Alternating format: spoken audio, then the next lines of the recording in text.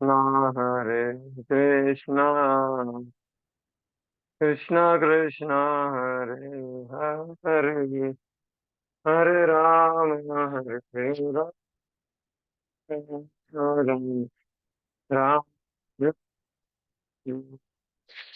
राम हरे कृष्णा हरे कृष्णा कृष्णा कृष्णा हरे हरे हरे हरे राम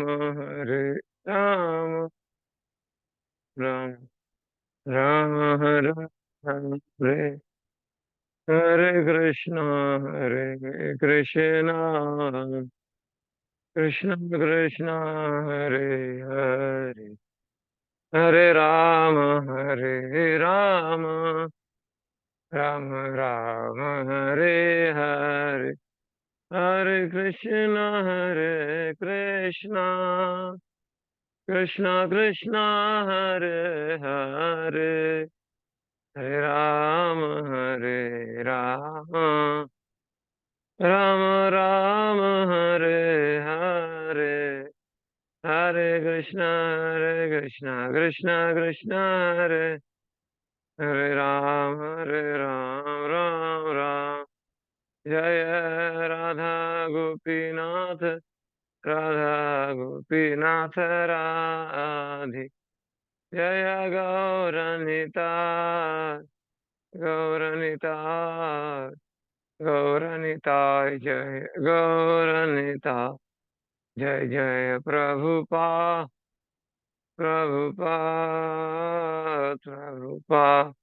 जय जय प्रभुपा निताय गौर हरि बो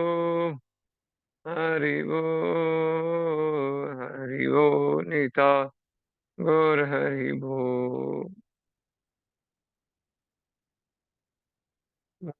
आज के इस गीता रहस्य के सत्र में 59वें सत्र में सभी भक्तों का हार्दिक स्वागत है।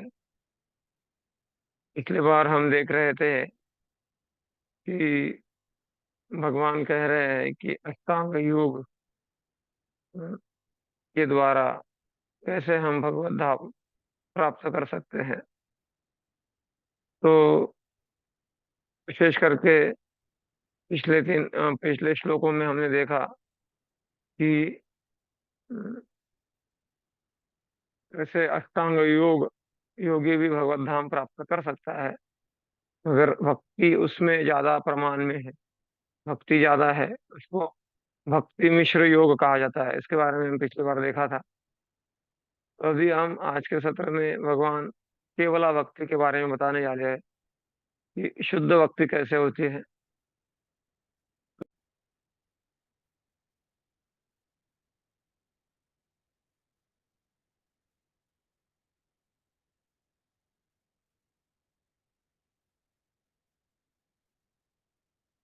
यहाँ पर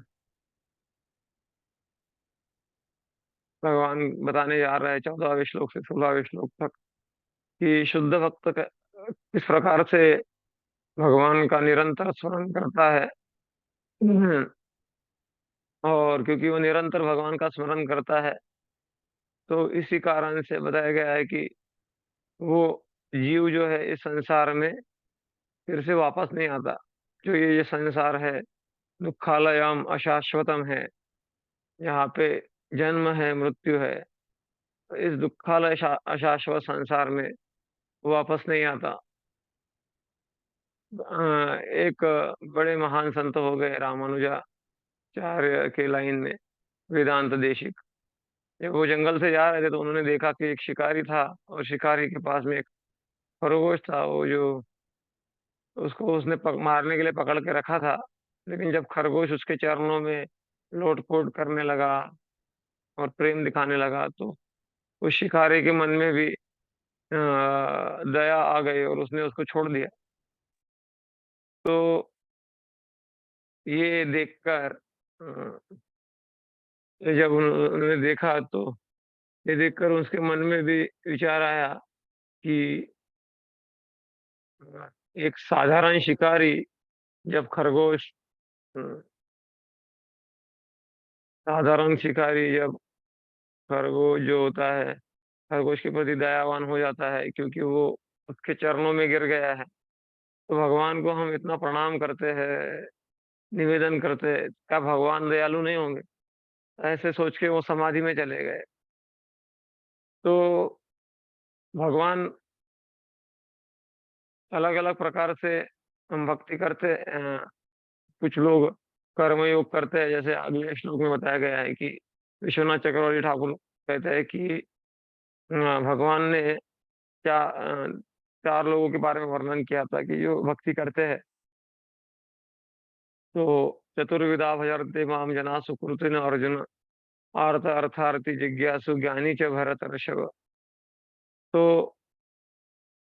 उसमें अ, जो ये यहाँ पे 4 लोगों का जो वर्णन हुआ है, आर्त मतलब दुखी, अर्थार्थी मतलब जिनको पैसा चाहिए, जिज्ञासु हाँ, तो ये जो लोग हैं, ये वास्तव में प्रधानीभूत भक्ति कहते हैं इसको। मतलब इसमें इस भक्ति में कर्म की मिलावट है। बाद में 7वें अध्याय के 29वें श्लोक में जरा मरण मोक्षा एक श्लोक आता है। उस श्लोक में ज्ञान मिश्रित भक्ति की चर्चा की गई है और फिर बाद में जो है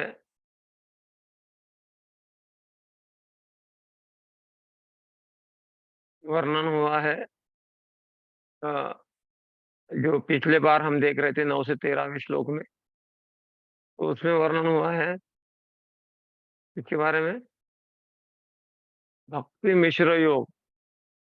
एक योग मिश्र भक्ति होती है जिस जिससे व्यक्ति भगवत धाम नहीं जा सकता। लेकिन भक्ति मिश्र योग जो है, ये 9 से 13वें अध्याय में, ये छठे में हम बता रहे थे कि छठे अध्याय में जो अष्टांग योग का वर्णन किया गया है और 8वें अध्याय में जो 9वें से 13वें श्लोक तक वर्णन किया गया है, ये अलग है। तो इसमें जो वर्णन किया है कि भक्ति मिश्र योग मतलब भक्ति ज़्यादा है और उसमें योग की थोड़ी मिलावट है, योग। तो ऐसा व्यक्ति भी वैकुंठ तक जा सकता है, ऐसा आचार्य बताते हैं।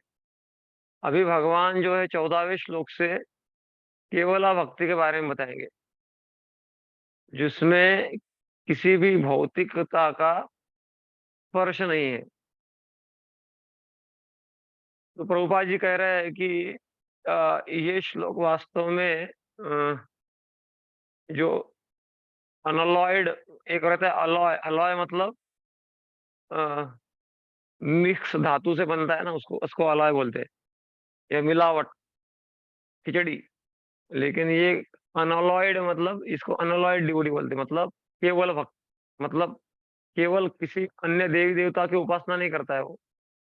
केवल कृष्ण की उपासना करता है या राम की उपासना करता है या नरसिंह की भगवान विष्णु की उपासना करता है।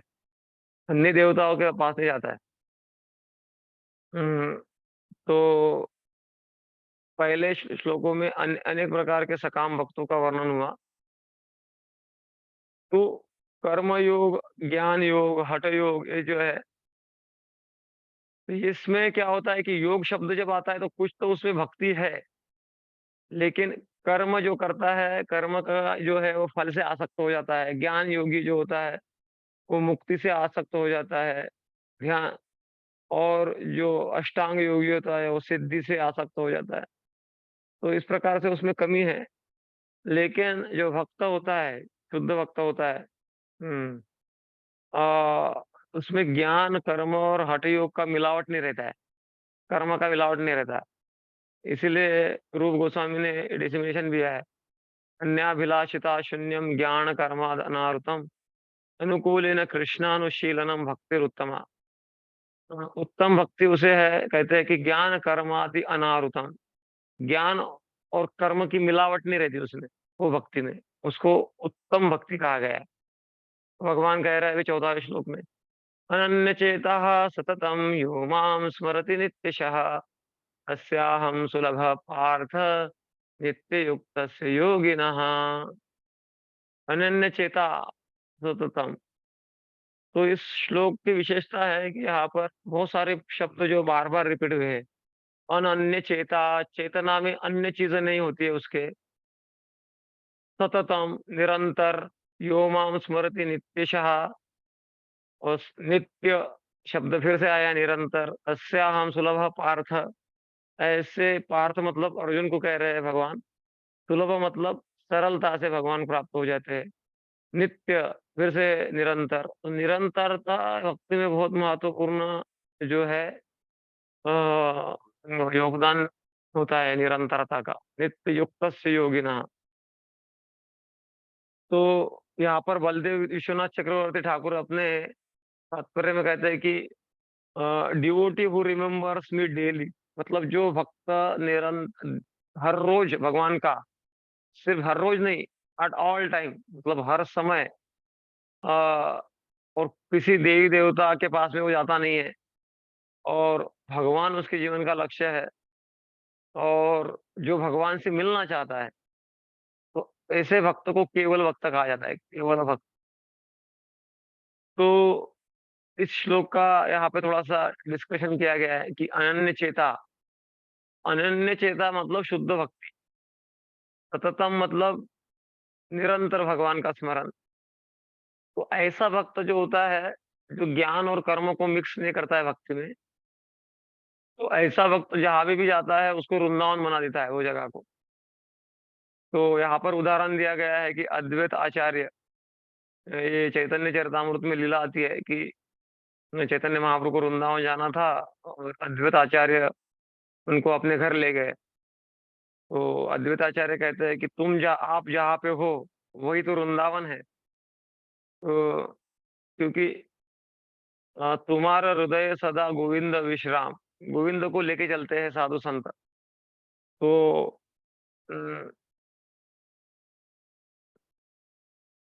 तो ऐसे जो शुद्ध भक्त होता है, केवल भक्त होता है, तो वो भगवत धाम सहज आसानी से चला जाता है, और उसके रास्ते में कोई अड़थड़े, क्या बोलते हैं, बाधाएं नहीं रहती है। और ऐसे भक्त को भगवान बोलते हैं गीता में, तेषां सतत युक्तानां भजतां प्रीति पूर्वकम ददामि बुद्धि योगम तम, ददामि बुद्धि योगम तम। तो किसको बुद्धि देते भगवान? तेषां सतत युक्तानां भजतां प्रीति पूर्वकम। तो प्रीति पूर्वक वो भजन करता है, इसलिए भगवान उसको बुद्धि देते हैं। और बाकी ज्यादातर लोग क्या करते हैं, भगवान के साथ में बिजनेस करते हैं। अभी इतना चढ़ा दिया, इतना अर्पण कर दिया, तो हमारा ये काम होना चाहिए, ये भाव रहता है। तो इसीलिए ये जो शुद्ध भक्त होते हैं ये विशेष होते हैं। तो यहाँ पर 5 रसों में भगवान से आदान प्रदान होता है भक्तों का, और 7 गौण रस होते हैं। इसका वर्णन भक्ति रसामृत सार ग्रंथ में हुआ है। तो चरितामृत में लिखा गया है, शांतदास्य साक्य वात्सल्य माधुर रसनाम कृष्ण भक्ति कृष्ण, कृष्ण भक्ति रस मध्य ही पंच प्रधान।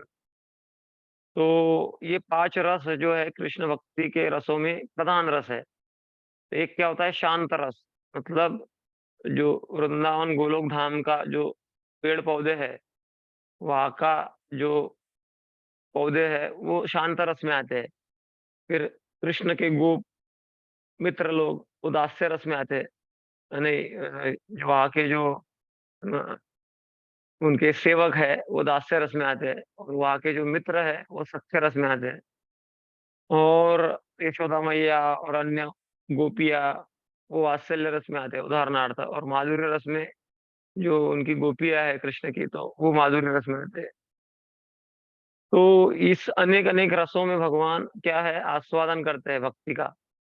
चिंतामणि प्रकर सद्म सुकल्प वृक्ष लक्षारुतेषु सुरभि विपालयन्तम् लक्ष्मी सहस्रशत संभ्रम सेव्यमानम् गोविंदमादि पुरुषम तमहं भजामि। तो ब्रह्म संहिता में कहा गया है, चिंतामणि, वहां पे जो चिंतामणि धाम है वो, और वहां के जो रेत है वो सोने के जैसे चमकती है, चिंतामणि है। चिंतामणि प्रकर सदमुसु कल्प वृक्ष, और वृक्ष कल्प वृक्ष है वहां पर। जो भी हम कल्पना करते हैं वो प्राप्त हो जाता है। लक्ष्मी सहस्र शत संभ्रम सेव्यमानम, और लक्ष्मियां वहां पर भगवान की सेवा करने के लिए तत्पर रहती है। तो इस प्रकार से गोलोक धाम है। तो हास्य अद्भुत वीर करुण रुद्र विभस्य भाय पंचविध भक्ति गौण सप्तरस हय। यहाँ पे बोला गया है कि और सात रस भी है। तो उसमें जैसे हास्य है, या फिर आश्चर्य व्यक्त करना है, दया करना है, क्रोध होना है, ये सारे भयभीत होना है, इस प्रकार से रस ये चक्र में दिया गया है, सात रस। तो ये रस हास्य करना,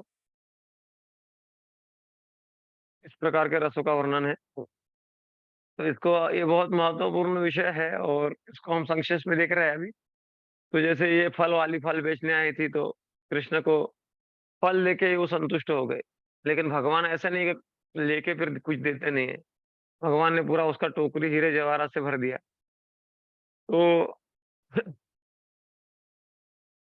तो इस संसार में हम लगे हुए हैं, प्रयास कर रहे हैं और हम चाहते हैं कि परिवर्तन हो। लेकिन ऐसा कहा जाता है कि हम अपना भविष्य इतना आसानी से बदल नहीं सकते, लेकिन हम आध्यात्मिक भविष्य बहुत अच्छे से बदल सकते हैं। क्योंकि जन्म लेना है, फिर मरना है, फिर से कर्म जो किए उसको भोगने के लिए फिर से जन्मना है, फिर से मरना है, ये चलता चक्कर चलता रहेगा। लेकिन आध्यात्म में आपने थोड़ा-सा भी प्रगति किया हमने, तो जहाँ जितना प्रगति किया वहीं से हम आगे बढ़ेंगे। जैसे गजेंद्र का उदाहरण आता है, जटेयु का, ध्रुव महाराज का उदाहरण आता है। वो सारे लोग भगवत भक्ति में आगे बढ़ते गए और भगवत धाम चले गए। तो आध्यात्मिक प्रगति में लॉस नहीं है। भगवान गीता में भी बोलते हैं ना कि कौन्तेय प्रतिजानीमि न मे भक्त्या प्रणश्यति। हुँ। क्षिप्रं भवति धर्मात्मा शाश्वत शांतिं न गच्छति कौन्तेय प्रतिजानी न मे भक्त्या। या फिर एक श्लोक में बोलते हैं स्वल्पमप्यस्य धर्मस्य त्रायते महतो भयात्। हुँ। नेहाभिक्रमनाशोऽस्ति प्रत्यवायो न विद्यते स्वल्पमप्यस्य धर्मस्य। थोड़ा भी हमने धर्म के आड़ चले हैं, वो हमको बड़े से बड़े डेंजर से बचा देगा। तो यहाँ पर उदाहरण दिए गए हैं। जो है गजेंद्र का उदाहरण दिया है। गजेंद्र से कुछ चूक हो गई, तो पहले इंद्रद्युम्न महाराज थे, फिर हाथी का शरीर मिला, भगवान उनकी पुकार सुन के आ गए। तो पूर्व जन्म में उन्होंने जो भक्ति किया था, उससे स्मरण हुआ कि अरे भगवान ही मुझे बचा सकते हैं। बहुत सुकृतांची जोडी म्हणून विठ्ठल है, मराठी में तुकाराम महाराज भी कहते हैं। तो इसीलिए अपने हाथ में ज्यादा कुछ नहीं है, हम अपने हाथ में असली है सही चुनाव करना। जब हम सही चुनाव करते हैं तो क्या होता है,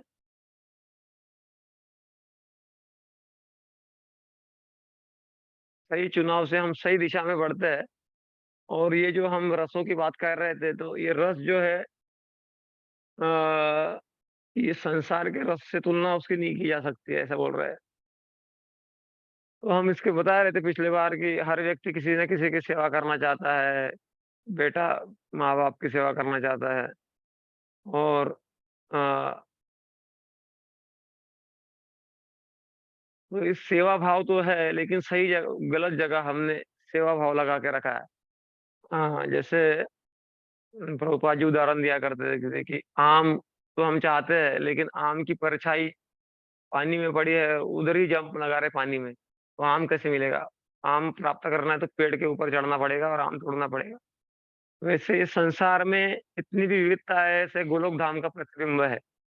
हम्म, 15वें अध्याय में भगवत गीता के भगवान बोलते हैं, ऊर्ध्वमूलम् अधः शाखा अश्वत्थं प्राहुरव्ययम् छन्दांसि यस्य पर्णानि तत्त्वं वेद स वेदवित्। ऊर्ध्वमूलम् अधः शाखा। तो इस प्रकार से ये तुलना की गई है यहाँ पे भौतिक रस और आध्यात्मिक रस। तो जो जो भौतिक रस होता है, ये भौतिक देह से प्राप्त होता है।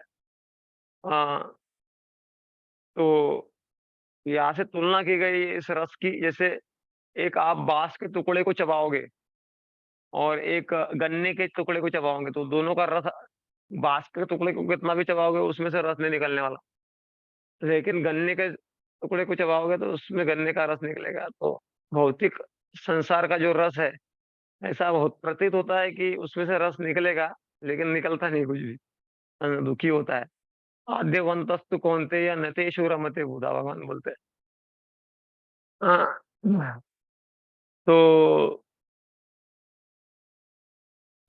यहाँ पे ये भी बताया गया है कि हम इंद्रियों से सुख भोगने का प्रयास करते हैं, लेकिन वो हमेशा के लिए रहता नहीं है। कुछ समय बाद फिर से वो चाहिए उसको, वो इटर्नल रहता है।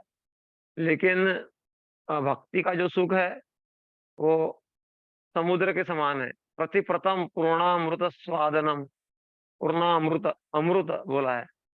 और ये कोई स्वर्गीय सुख नहीं है, ये तो भगवत धाम का सुख है। तो यही बताया गया है कि भौतिक सुख जो है चपल सुख है, टेम्पररी है, नश्वर है। और ये जो भक्ति का सुख होता है अमृत होता है। अमृत मतलब जो कभी मरता नहीं। तो सबसे महत्वपूर्ण ये जानना है कि भौतिक सुख की नश्वरता, माया के प्रभाव से नश्वरता के बारे में हम सोच नहीं पाते हैं। और ये भूल जाते हैं कि मृत्यु के बाद में सब कुछ तो स्टॉप, फुल स्टॉप लग जाएगा। लेकिन शायद ही कोई इसके बारे में सोचता है। लेकिन भक्ति सुख क्या है, शाश्वत है। हम्म, हाँ, मृत्यु के साथ में भक्ति खत्म नहीं होती है। बहुनाम जन्म नामन्ते ज्ञानवान माम प्रपद्ये, गीता में भगवान बोलते हैं। तो इस प्रकार से ये चलता रहता है। तो इस संसार में हम क्या ढूंढ रहे हैं, सुख ढूंढ रहे हैं। तो सुख भी अलग अलग लेवल पे होता है। एक तो फिजिकल बॉडी लेवल पे होता है, एक मेंटल लेवल पे होता है, जैसे चेस वगैरह। मेंटल मतलब जो जैसे सिंगिंग वगैरह करते हैं, थोड़ा शायरी वायरी बोलते हैं लोग, वो मेंटल लेवल पे रहता है। इंटेलेक्चुअल लेवल पे भी रहता है सुख। इंटेलेक्चुअल लेवल पे थोड़ा सा चेस वेस खेलते हैं लोग, अपना दिमाग लगाते हैं, वीडियो गेम में दिमाग लगाते हैं। तो इंटेलेक्चुअल सुख। लेकिन ये सारा जो है, ये टेम्पररी है। लेकिन रियल सुख जो है, इसको स्पिरिचुअल सुख, स्पिरिचुअल मतलब आध्यात्मिक आनंद बोला गया है। तो जब तक भक्ति रस, भगवान की सेवा के द्वारा भक्ति के रस को आस्वादन नहीं किया जाएगा, तो सब कुछ जो हम प्राप्त कर रहे हैं वो खत्म हो जाएगा एक दिन। हाँ, तो इसीलिए भक्ति रस को क्या कहा गया है, अमृत कहा गया है। तो कोई भी कार्य जो भगवान की प्रसन्नता के लिए किया जाता है, अ, तो वो कार्य हमारे लिए अनेक जन्मों के लिए हमारे साथ में होता है। या फिर जन्म लेना भी नहीं पड़ता। इनकेस हमको हमारी भक्ति पूरी होगी तो हम भगवत धाम भी जा सकते हैं। तो इस प्रकार से इसीलिए भक्त,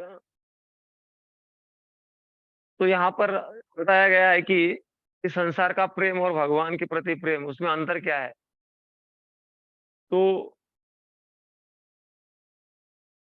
वास्तव में इस संसार में जो प्रेम होता है, कुछ लेवान देवान के बारे में होता है। प्रहलाद महाराज भी बोलते हैं, नान्यथा आते अखिल गुरु घटे तब परमात्मा ना। कुछ लेवान देवान के लिए मैं कोई आपकी सेवा नहीं कर रहा हूँ कि मुझे ये मिलेगा वो मिलेगा। वैसे इसका मतलब ये नहीं कि हमको भूखे रहना है या फिर ऐसा, ये नहीं है। भगवान ने तो मना नहीं किया है खाने पीने के लिए। लेकिन ऐसा नहीं है कि अगर मुझे खाने को नहीं मिलेगा, मुझे ये नहीं मिलेगा तो मैं सेवा छोड़ दूंगा। हाँ, हमारा सेवा हेतु की है। वो शरीर मिला है तो शरीर के लिए कुछ आवश्यकता है, वो बात अलग हो जाती है। तो सुदामा ब्राह्मण जो है, वो क्या था, एकदम अ, गरीब था। और उसके पास में कपड़े भी नहीं थे। और उनकी बीवी ने उनको बोला कि तुम जाओ कृष्ण के पास में। तो कृष्ण के पास में गया वो, लेकिन भूल ही गया किस लिए आया था। ये भक्ति का प्रभाव होता है कि भगवान की सेवा में उसको इतना आनंद आता है कि भूल ही जाता है कि अपनी आवश्यकता क्या है। लेकिन उसकी पत्नी भी बहुत बड़ी भक्त थी। उन्होंने बोला था, स्मरत पाद कमलम आत्मानम यपि अच्छति। स्मरत पाद कमलम, वो भगवान का स्मरण कोई निस्वार्थ भाव से करता है। भगवान इतने ये है कि खुद को उसको दे देते हैं। विक्रीडितम स्वम आत्मानम भक्तेभ्यो भक्त वत्सला। भगवान उसको दे देते हैं अपने आप को। इसीलिए ये जो भक्ति होती है, किसी भौतिक कारण से, मैं गरीब हूँ, हाँ, हाँ, और या फिर ये कोई रुकती नहीं है। जैसे कि एक लड़की होती है, घर में रहती है अपने, लेकिन जब वो अपने मायके चली जाती है, मायका ही बोलती है ना उसको, तो मायके चली जाती है तो वो अपना घर का प्रेम उसका कम हो जाता है। फिर अपने पति के साथ में, ससुर के साथ में, इधर अ, सास के साथ में उसी में घर में रम जाती है और इधर भूल जाती है, अपने धीरे-धीरे भूल जाती है घर को। तो ऐसा है भगवान के प्रति जो हमारा प्रेम होता है वो ऐसा भूलने वाला नहीं रहता है। इसीलिए इसको क्या बोला जाता है, अहेतु की अप्रतिहता। तो इसीलिए अनेक-अनेक लीलाएँ करते हैं, जैसे अलग-अलग रसों में भगवान, जैसे बटर थी, माखन चोरी करते हैं भगवान। एक मटकी उसको उनको कोई आवश्यकता नहीं है, आत्माराम है भगवान, आत्मकाम है। लेकिन वो क्या कर रहे हैं, इतना कंधे पे चढ़ रहे हैं किसी के, यशोदा मैया दौड़ रही है उनको, वो डर रहे हैं, उनको क्या डरना है? सारा संसार उनसे डरता है वास्तव में। तो यशोदा मैया ने उनको बाँध दिया और वो छुड़ा नहीं पा रहे अपने आप को, और ग्वाल वालों के साथ में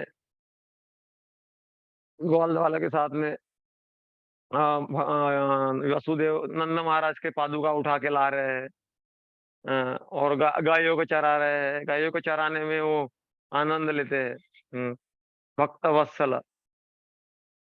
तो ये सख्य रस जो है, सख्य रस में भी भगवान जो सेवा करते हैं, तो सख्य रस में वो अपने ग्वाल बाल मित्रों के साथ में गाय चराने जाते हैं।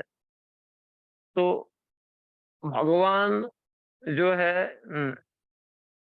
जैसे बोला जाता है, भगवान को जो देवी देवता प्रार्थना करते हैं भले बड़े पुरुष सूक्त प्रार्थनाओं से, उनको इतना प्रिय नहीं है, लेकिन गोपियाँ इतने गाली देती है उनको थोड़ी, तो उनको बहुत प्रेम होता है उससे।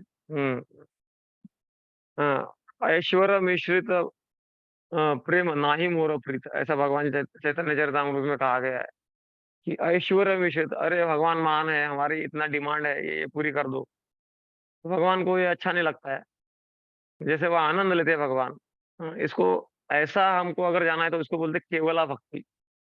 हम्म, केवला भक्ति जिसके पास में है, वो व्यक्ति इस गोलोक धाम में जाने के लिए योग्य हो जाता है।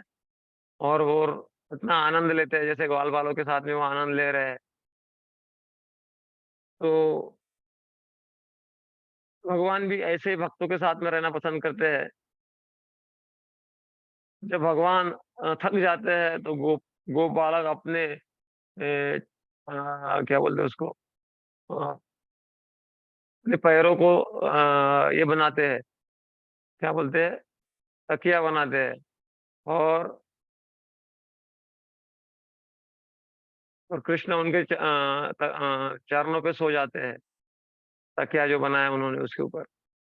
तो भगवान, और कभी-कभी भगवान बलराम जी को अपने चरणों का तकिया बनाते हैं और बलराम जी की सेवा करते हैं। तो इस प्रकार से इनका जो इस प्रकार से आदान-प्रदान चलता है। और कभी-कभी उनके चरणों को दबाते हैं भगवान, या फिर भगवान के चरणों को वो लोग दबाते हैं, और कभी-कभी फैन करते हैं। हम्म। और कभी-कभी अच्छे गीत गाते हैं, मतलब उनको आकर्षित करने के लिए। तो यशोदा मैया भी निरंतर जो भी सेवाएँ करती रहती है, हमेशा क्या करती है, कृष्ण के बारे में सोचती रहती है। कृष्ण क्या करता है कि इधर-उधर माखन चुराता है, शायद उसको माखन सही से मिल नहीं रहा है। तो हमेशा सोचती है कि मेरे कान्हा को अच्छा माखन कैसे मिलेगा? तो सब गायों का दूध इकट्ठा करके, हालाँकि उसके कान्हा के लिए बहुत सारे माखन उपलब्ध है, लेकिन फिर भी वो खुद अच्छा माखन बनाना चाहती है।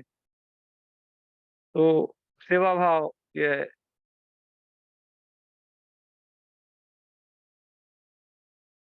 और माधुर्य रस में भी है, जैसे भगवान रासलीला में भाग लेते हैं। ये रासलीला जो है, ये बाद में डिटेल में हम चर्चा करेंगे कभी।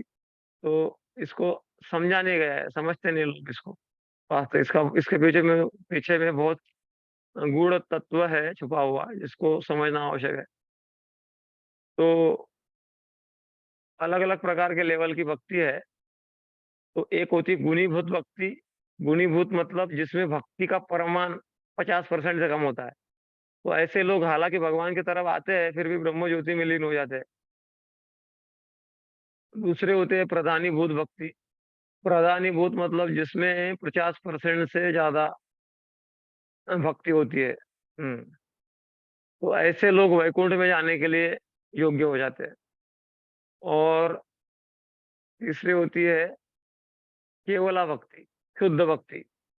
तो उसमें कोई मिलावट नहीं होती है, वो केवल भगवत धाम जाने के लिए योग्य हो जाते हैं, उसको गोलोक वृंदावन जाने के लिए। तो अम्बरीश महाराज का उदाहरण यहाँ पे दिया गया है। अम्बरीश महाराज जो है शुद्ध भक्त थे। अम्बरीश महाराज के चरणों में दुर्वासा ने अपराध किया तो वो सुदर्शन के डर से भाग रहे हैं कि वो शुद्ध भक्त थे, हालांकि गृहस्थी में थे। इसीलिए ऐसा कोई नहीं है कि मंदिर में रहने वाला शुद्ध भक्त है, घर में रहने वाला, ऐसा कोई नहीं है। जितना हम सिंसियर रहेंगे भक्ति में, वैसे हम उतना हमारा प्रगति होगा भक्ति में। Simple as that.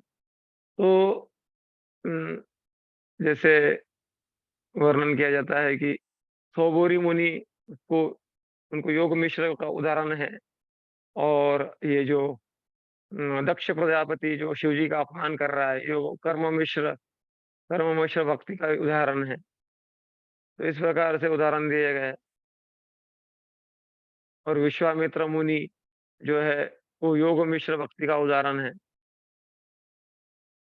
5 प्रकार की मुक्ति होती है। भागवतम में कपिल भगवान कहते हैं, सालोक्य सारिष्टि सामीप्य सारूप्यतमपि उत्ता नियमानम न गृह्णन्ति विनामस्य वनम जना। बिना मेरे सेवा के जो है अ, अगर किसी भक्त को सेवा प्राप्त नहीं हो रही है तो कितनी मुक्तियां भी प्राप्त हो जाए, जो शुद्ध भक्त होता है वो मुक्ति भी स्वीकार नहीं करता। तो कोई कहेगा कि अरे मुक्ति में क्या गलती है, भगवत धाम जाने की इच्छा कोई, लेकिन भगवत भक्त जो होता है वो कुछ भी इच्छा नहीं करता है। हालांकि अगर कोई अपने घर से बिछड़ गया और घर वापस जाना चाहता है तो वो इच्छा गलत नहीं है, उसको बुरा नहीं माना गया है भगवत धाम जाने की इच्छा को। लेकिन भक्त और उससे आगे बढ़ जाता है और सोचता है कि जो भगवान की इच्छा, आप अगर मुझे यहाँ पर रखना चाहते हो तो रखो, कोई प्रॉब्लम नहीं, लेकिन मैं हमेशा आपकी इच्छा के अनुसार कार्य करते रहूं और हमेशा आपकी सेवा करते रहूं, ये इसकी इच्छा रहती है। ध्रियमानम न गृणंति विना मत सेवनम जना। बिना सेवा के वो कुछ भी स्वीकार करने के लिए तैयार नहीं होता, ऐसे कपिल भगवान कहते हैं भागवतम में। तो विश्वनाथ चक्रवर्ती ठाकुर विद्या बलदेव विद्याभूषण वो बताते हैं कि भक्त क्या लक्षण होता है, क्या होता है। तो उसी श्लोक को वो डिस्कस कर रहे हैं, चर्चा कर रहे हैं कि अनन्य चेता, उनके चित्त में कोई और नहीं रहता है। उनके देवी देवता उनके चित्त में नहीं रहते हैं। कोई उनके जीवन का दूसरा लक्ष्य नहीं रहता है कि मुझे ये भी करना है, ये भी करना है और भक्ति भी करना है, ऐसा नहीं रहता है। उनका हर कार्य भक्तिमय कार्य होता है। इसलिए प्रभुपाद जी भी कह रहे तात्पर्य में कि जो भक्त होता है उसकी इच्छा क्या होती है, वह कार्य वो हर प्रकार के कर सकता है, जॉब पे जाएगा, बिजनेस करेगा, सब करेगा, लेकिन उसका इच्छा क्या है, कृष्ण को प्रसन्न करना, ये इच्छा है, दूसरा कोई इच्छा नहीं है उसका। तो इसीलिए उसको निष्काम कहा गया है। कृष्ण भक्त निष्काम अतएव शांत। लेकिन ज्ञान योगी जो होता है, कर्म योगी होता है, हठ योगी होता है, उसका स्वार्थ थोड़ा होता है उसमें। इसीलिए ऐसे भक्तों को अनन्य चेता होता है, अनन्य चित्त से। इसीलिए आपको सूरदास का उदाहरण देख रहे हैं यहाँ पर, कृष्ण बैठ के सुन रहे हैं उनको। हम्म। या फिर प्रहलाद महाराज को जलाने के लिए होलिका आई, लेकिन उनका क्योंकि अनन्य चेता थे, भगवान का निरंतर स्मरण कर रहे थे, तो होलिका आके जो आग से, होलिका आग में जल नहीं सकती, वो खुद ही जल हो गई, बस भस्म हो गई। तो मारे कृष्ण राखे के, राखे कृष्ण मारे के, इस प्रकार से। तो सततम नित्यशा ये शब्द बहुत महत्वपूर्ण है। जैसे हनुमान जी है, हमेशा राम राम राम स्मरण करते रहते हैं। वो ऐसे भक्त जो है हमेशा भगवान का स्मरण करते हैं, कोई भी बाधाएं आती है उसको पार कर जाते हैं। तो इसलिए बोला गया है कि भक्त कहीं पे भी रहे, वृंदावन में रहे, वृंदावन के बाहर रहे। जैसे प्रभुपाद जी अमेरिका में रहे, लेकिन अमेरिका के उस वातावरण को उन्होंने बदल दिया और वहां के हिप्पीज को हैप्पी बना दिया, सुखी बना दिया। तो ये बहुत महत्वपूर्ण है कि, और ऐसा नहीं है, कभी कभी हम सोचते हैं कि शुद्ध भक्त मतलब कृष्ण का भक्त होना चाहिए। जरूर नहीं है, कृष्ण का, राम का, नरसिंह का, क्योंकि राम का भी, अभी हनुमान जी का शुद्ध भक्त नहीं है, राम के भक्त है वो। तो हमको संकुचित विचार नहीं, कृष्ण के और कृष्ण के जो अवतार है सभी के शुद्ध भक्त हो सकते हैं। तो रामानुजाचार्य कहते हैं, शिल प्रभुपाद जी कहते हैं कि सततम नित्य मतलब हर रोज और निरंतर भगवान का स्मरण करना। रामानुजाचार्य क्या कहते हैं, जो कोई कभी ब्रेक नहीं लेता है, हमको ब्रेक लगता है ना थोड़ा, लेकिन वो जो रामानुजाचार्य कहते हैं कि नित्यशा मतलब उसको इच्छा ही नहीं होता ब्रेक लेने का। हमारा कैसा रहता है, अभी जॉब में जाते हैं हम तो हमको छुट्टी चाहिए, संडे तो हॉलीडे चाहिए, कभी तो चाहिए, लेकिन भक्ति मतलब नो छुट्टी। इसलिए मंदिर में आप देखो, मंदिर में कोई छुट्टी नहीं रहती, आज के दिन छुट्टी है, आज संडे है, आज मंदिर बंद रहेगा, ऐसा कभी होता है क्या? तो भक्ति में वो कहते हैं, क्योंकि हमारा स्वभाव है, जैसे पानी पीना स्वाभाविक है, तो हम अभी आज पानी पीने को छुट्टी है ऐसा नहीं बोलते हम, पानी पीते हैं। तो ऐसे भगवान की सेवा करना, भगवान को स्मरण करना, भगवान का नाम उच्चारण करना, ये हमारा स्वभाव है। तो ये हम भूल गए, बात यही है। तो नित्य युक्त से मतलब भगवान से युक्त होके, मतलब जो भी करेगा भगवान के लिए करेगा। तो इसीलिए भक्त का, प्रभुपाद जी कहते हैं, भक्त का जो चुनाव होता है वो प्रेममय भगवान की सेवा करना चाहता है। तो तो योगिना का अर्थ यही है कि जो भक्त है, भक्ति कर रहा है, किसी भी रस में कर सकता है, शांत, हास्य, सख्य, वात्सल्य, जो भी रस में करना चाहे वो कर सकता है। हम्म। तो तो प्रश्न पूछा जा सकता है कि कृष्ण को प्राप्त करना कितना कठिन है। तो इस श्लोक में आया है सुलभ, कृष्ण को प्राप्त करना सुलभ है। तो कैसे सुलभ है, केवल हरे कृष्ण का महामंत्र का जप करना है, और कृष्ण सभी के प्रति समावान है, और विशेष करके भगवान उनके प्रति ज्यादा दयालु रहते हैं जो सेवा करने का भाव रखते हैं, और कृष्ण उन भक्तों को हमेशा मदद करते हैं। तो कृष्ण और कृष्ण के भक्त के बीच में क्या है, बंधन है, बलदेव विद्या भूषण कहते हैं। और भक्त जो है कभी भी कृष्ण से अलग नहीं होना चाहता है। तो कृष्ण जो है ऐसे भक्त के जीवन से बाधाएं तुरंत निकाल लेते हैं, मतलब बाधाएं रहने नहीं देते। हम्म। बलदेव विद्याभूषण रामानुजाचार्य कहते हैं, ये हमारे आचार्य है, बाय द वे, आपको जरा पता नहीं होगा तो।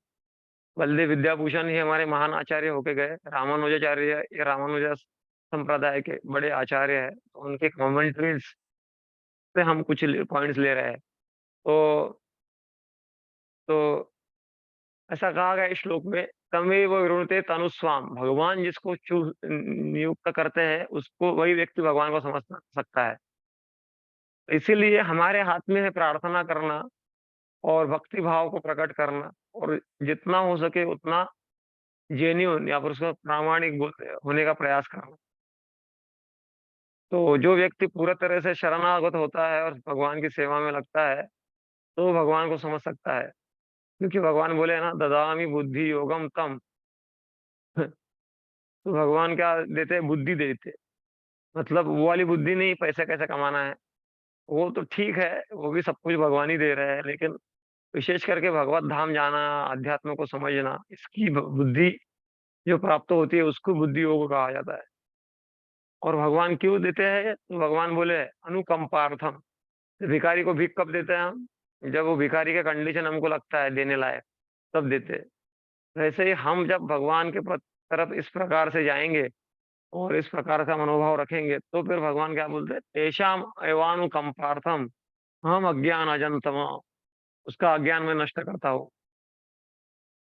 तो प्रभुपाद जी भी अपने तात्पर्य में कह रहे हैं कि भक्त हमेशा भक्त सेवा में लगे रहते हैं, और और भगवान को भूलते नहीं है।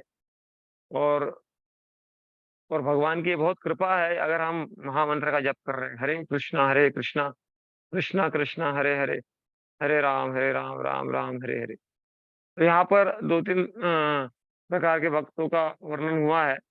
तो निरपेक्ष भक्त बोला गया है। निरपेक्ष भक्त क्या होता है, वो क्या, श्रवण कीर्तन करता है बस, उसको वर्णाश्रम जैसा होता है, वर्ण और आश्रम, मतलब ब्रह्मचारी, गृहस्थ, वानप्रस्थ, सन्यास, ब्राह्मण, क्षत्रिय, वैश्य, शूद्र, इसको इसमें पढ़ता नहीं है वो। तो उसको निरपेक्ष भक्त कहा जाता है। परिनिष्ठ भक्त वो भी इससे परे गया है, लेकिन वो वर्णाश्रम का पालन करते हुए एक उदाहरण स्थापित करता है। और सनिष्ठ भक्त जो होता है, वो वर्णाश्रम का पालन करता है और उससे जो आने वाला फल है, जैसे भगवान गीता में कहता है, यत् करोषि यत् अश्नासि यज्जीवोषि ददासि यत् यत् तपस्यसि कौन्तेय तत्पुरुषस्व मदर्पणम्। तो यहाँ पे भगवान बोल रहे हैं, यहाँ पे प्रश्न पूछा जाता है कि भगवान को प्राप्त करने वाला व्यक्ति का क्या होता है? तो भगवान उसका उत्तर दे रहे हैं, मामुपेत्य पुनर्जन्म दुःखालयम् शाश्वतम् नाप्नुवन्ति महात्मानं संसिद्धिं परमां गतः। मामुपेत्य पुनर्जन्म, इस संसार में पर बार बार जन्म लेना मरना यही है। शंकराचार्य कहते हैं ना, पुनरपि जननम पुनरपि मरणम पुनरपि जननी जठरे शयनम। बार बार जन्म लेना मरना। तो लेकिन जो भगवान को प्राप्त कर लेता है तो उसको पाना नहीं पड़ता है। क्योंकि ये संसार क्या है, दुःखालयम, दुग्धालय में दूध मिलेगा, पुस्तकालय में पुस्तक मिलेगा, तो फिर दुःखालयम में क्या मिलेगा, दुख ही मिलेगा ना। ऐसे लॉजिक है, मतलब कोई पैकेट होता है, तो पैकेट के ऊपर लिखा रहता है कंटेंट। तो ये संसार में बहुत सारा पैकेजिंग है, लेकिन इसके ऊपर कंटेंट लिख के रखा है, दुःखालयम। तो जो भगवान को समझता है तो उसको पुनर्जन्म नहीं लेना होता है, ये भाव में बताया गया है। तो शुद्ध भक्त इस संसार में नहीं आते हैं, क्योंकि वो जाते हैं अपने स्वरूप को प्राप्त करते हैं, परमाम गतिम। तो वो कौन सा लोक है, अव्यक्त अक्षर। अव्यक्त और अक्षर मतलब प्लैनेट बियॉन्ड मटेरियल विजन।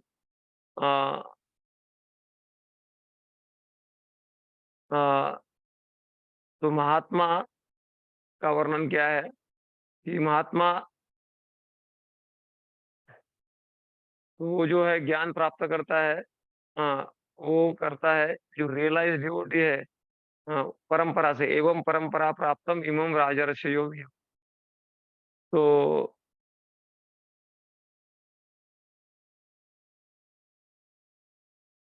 तो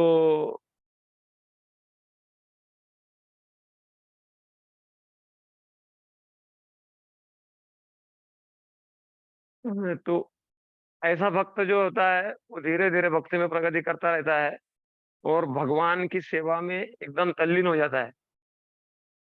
और फिर उसको ऐसा नहीं लगता है कि अरे इस वर्ग में भी थोड़ा जाके देख लेना चाहिए, थोड़ा ये खा लेना चाहिए, ये देख लेना चाहिए, ऐसा वो इच्छा खत्म हो जाता है उसका। क्योंकि एक बार अगर हमने आम रस पी लिया तो फिर वो आम रस का असली आम, नेचुरल आम पी लिया तो वो फिर आर्टिफिशियल चीजों में, आर्टिफिशियल जो जूस बनाते हैं फ्लेवर लेवर डाल के, उसमें इंटरेस्ट नहीं रह जाएगा ना, रियल चीज प्राप्त करने से। तो रियल चीज, परम दृष्टवा निवर्तते बोलते हैं। तो तो इस बार सारे भक्तों का वर्णन है यहाँ पर। अजामिल गए ध्रुव लोक में, और गोप कुमार गए भगवत धाम में, गजेंद्र गए। तो यही है, आ ब्रह्म भुवनान लोका। हम्म। तो उनका एक ही कार्य होता है कि वो हमेशा नाम जप करते हैं, सतत श्रवण कीर्तन में लगे रहते हैं। इसलिए भगवान बोल रहे आ ब्रह्म भुवनान लोका पुनरावर्तिनो अर्जुन मामिपेत्य तु कौन्तेय पुनर्जन्म न विद्यते। लेकिन जब भगवान के पास में जाता है तो यहाँ संसार में हर चीज नश्वर है, नष्ट होगी। लेकिन जब भगवान के पास में हम जाएंगे तो पुनर्जन्म नहीं होगा, पुनरावर्तिनो अर्जुन। लेकिन ब्रह्मा के लोक में भी जाएंगे तो फिर से आना पड़ेगा यहाँ। तो अभी बचा हुआ नेक्स्ट सेशन में लेंगे। कोई प्रश्न होगा तो आप नेक्स्ट सेशन में पूछ सकते हो। ठीक है। हरे कृष्णा।